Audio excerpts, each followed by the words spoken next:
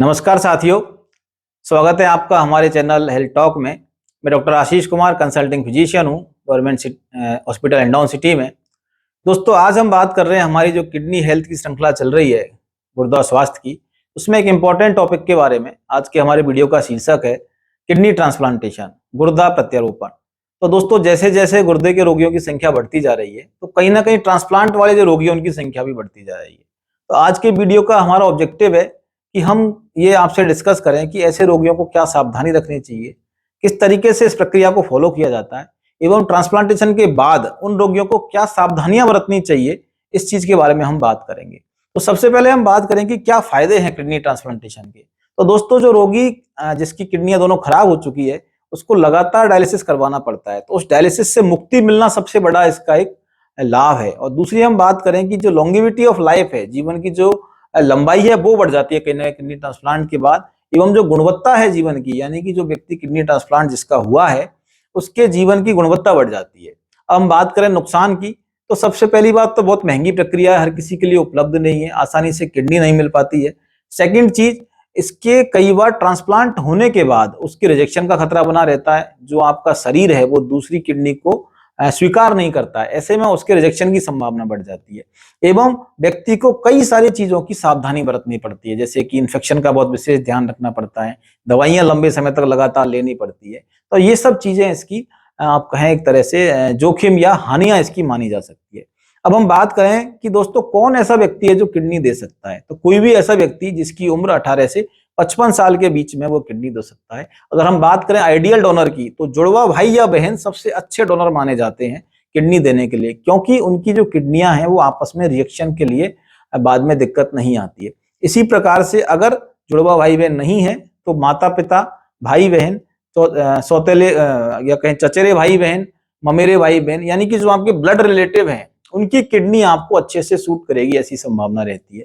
कोई भी संभावना न होने पर भारत में प्रयास किया जाता है कि पति पत्नी की किडनी एक दूसरे को दी जा सके। किडनी देने से पहले बहुत सारी एक जांचों की प्रक्रिया से दोनों रोगियों को गुजरना पड़ता है। एचएलए मैचिंग दोनों की करवाते हैं। अगर दोनों की किडनी के जो एचएलए है, दोनों के ब्लड के एचएलए ग्रुप से वो मैच होते हैं, तो ही किडनी ट्रांसप्लांटेशन की प्रक्रिया की जाती है।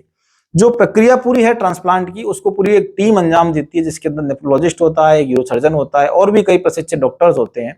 और उसके अंतर्गत जो किडनी है उसको निकालने के बाद सामान्य किडनी से नीचे की जगह पर, यानी कि थोड़ा सा नीचे आपके कहीं ना कहीं पेल्विस के आसपास उसको ट्रांसप्लांट किया जाता है। सामान्यतः जो पुरानी किडनी है, जो काम नहीं कर रही होती है, उसको निकाला नहीं जाता है और उसको उसी जगह पर छोड़ दिया जाता है।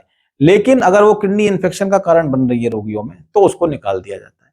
कुछ कंडीशंस ऐसी है जहां पर हम किडनी ट्रांसप्लांटेशन अवॉइड करते हैं, जैसे कि अगर रोगी किसी असाध्य रोग से पीड़ित है, सपोज कीजिए कोई किडनी का पेशेंट है, उसको कैंसर है, या उसको एचआईवी से ग्रसित है, या उसको और कोई ऐसी गंभीर बीमारी है जहां उसके जीवन की जो है क्या कहें हम लंबाई वो ऑलरेडी कम है, तो ऐसे व्यक्तियों में ट्रांसप्लांटेशन की सलाह नहीं दी जाती है। इसी प्रकार से कोई व्यक्ति मानसिक रूप से विक्षिप्त है, तो वो कहीं ना कहीं जो ट्रांसप्लांट के बाद का प्रोटोकॉल होता है उसको फॉलो नहीं कर पाता है। ऐसे में उस रोगी को भी ट्रांसप्लांट की सलाह नहीं दी जाती है। इसी तरीके से बहुत गंभीर हृदय रोगी है, सपोज करो किसी का हार्ट 10-15% काम कर रहा है, वही उसके जीवन की आगे जीने की संभावना बहुत कम है, तो ऐसे रोगियों को भी ट्रांसप्लांट की सलाह नहीं दी जाती है। अब हम दोस्तों बात करेंगे किडनी देने के बाद आदमी को क्या जटिलताएं आती है। तो कई बार ये देखा गया है कि रोगियों में इतनी सारी दवाई देने के बावजूद भी रिजेक्शन की स्थिति देखी जाती है, और किडनी जो होती है उसके प्रति हमारे शरीर की जो कोशिकाएं वो एंटीबॉडी बनाना शुरू कर देती है, और धीरे धीरे वो किडनी भी